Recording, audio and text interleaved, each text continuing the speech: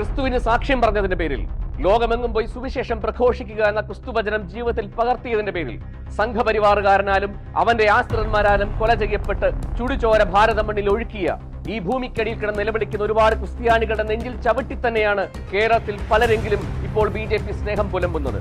കേവലം മുസ്ലിം വിരോധത്തിന്റെ പേരിൽ സംഘപരിവാറുകാരനും BJP-കാരനും ഭാരത മണ്ണിൽ ക്രിസ്ത്യാനികളെ ഇല്ലായ്മ ചെയ്തതിന്റെ ചരിത്രത്തിന്റെ ചങ്കും മത്തങ്ങയും അറിയാത്ത ക്രിസ്ത്യാനികൾ സ്നേഹയാത്ര എന്ന് പറഞ്ഞ് കാപട്യത്തിന്റെ യാത്ര നടത്തി വീട്ടിലേക്ക് കേക്കും വൈനുമായി വരുന്ന BJP-കാരന് പച്ചപ്പരവതാനി വിരിക്കുന്നതിന് മുമ്പ്, അവൻ വോട്ട് കൊടുക്കാൻ തീരുമാനിക്കുന്നതിന് മുമ്പ് ചില ചോദ്യങ്ങൾ അവനോട് ചോദിക്കണം.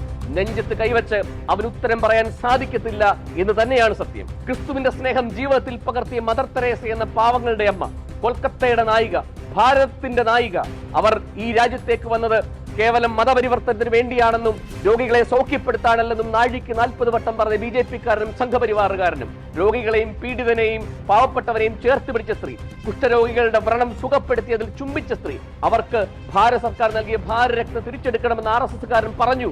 ആ പറഞ്ഞതിനെ ഇപ്പോഴും നിന്റെ വീട്ടിലേക്ക് വരുന്ന BJP-കാരൻ ന്യായീകരിക്കുന്നുണ്ടോ? ആ RSS-കാരനെ തള്ളിപ്പറയുള്ള ചങ്കൂറ്റമുണ്ടോ എന്ന് ഈ BJP-കാരന് പച്ചപ്പരവതാനി വിരിക്കുന്ന ഒരു ചോദ്യം ചോദിക്കണം. അങ്ങനെ ചോദിച്ച് അങ്ങനെ മദർ തെരേസയെ തള്ളിപ്പറഞ്ഞ RSS-കാരനെ ഞങ്ങൾ ന്യായീകരിക്കുന്നില്ല എന്നൊരു BJP-കാരൻ പറയാൻ സാധിച്ചാൽ ഇവന്റെ സ്നേഹത്തിന് അർത്ഥമുണ്ട് എന്ന് മനസ്സിലാക്കാൻ സാധിക്കും. 1999 വർഷത്തിൽ ഭാരതത്തിൽ മനസാക്ഷിയുള്ള മക്കൾ കരഞ്ഞു വിലപിച്ചുകൊണ്ട് കേട്ടൊരു വാർത്തയുണ്ട്, അതിന്റെ ചിത്രമുണ്ട്.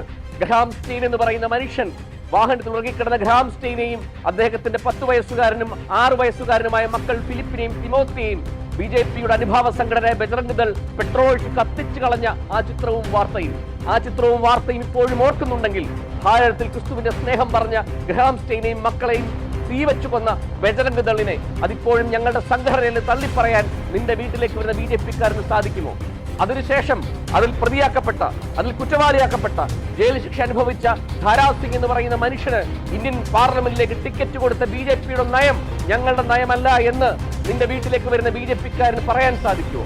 ഇനി അതും വേണ്ട, RSS-ന്റെ ഗുരുജി ഗോൾവാർക്കർ എഴുതി വെച്ചിട്ടുണ്ട്, ഇന്ത്യയിൽ കമ്മ്യൂണിസ്റ്റുകാരെയും മുസ്ലിംസിനെയും ക്രിസ്ത്യാനികളെയും കൊന്നൊടുക്കിയാൽ മാത്രമേ ഇത് ഹിന്ദു രാഷ്ട്രമാവുകയുള്ളൂ എന്ന്.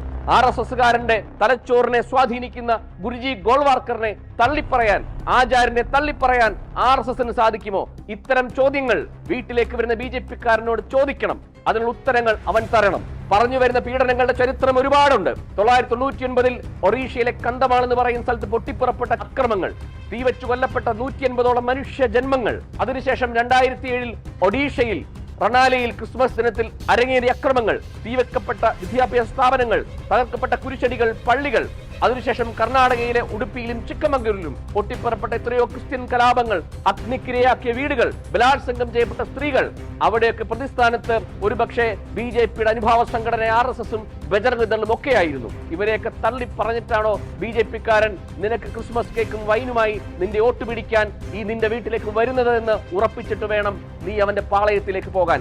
രാഷ്ട്രീയമായ പ്രതിസന്ധികളും പ്രയാസങ്ങളും ഉണ്ടെങ്കിൽ എളുപ്പത്തിൽ കൈ നനയാതെ മീൻ പിടിക്കാൻ വേണ്ടി കേവലം മുസ്ലിം വിരോധത്തിന്റെ പേരിൽ മാത്രം BJP-യുടെ പാളയത്തിലേക്ക് പോകാൻ ആഗ്രഹിക്കുന്ന ക്രിസ്ത്യാനികൾ ഈ ചോദ്യങ്ങളുടെ ഉത്തരം തേടിയില്ല എങ്കിൽ ഭാരതത്തിന്റെ മണ്ണിൽ ഈ നാടിനു വേണ്ടി കഷ്ടപ്പെട്ട് സംസാരിച്ച ഒരുപാട് മനുഷ്യജന്മങ്ങളുടെ പ്രാക്കും അവന്റെ ശാപവും നിന്റെ തലമുറയെ വിടാതെ പിന്തുടരുക ചെയ്യും.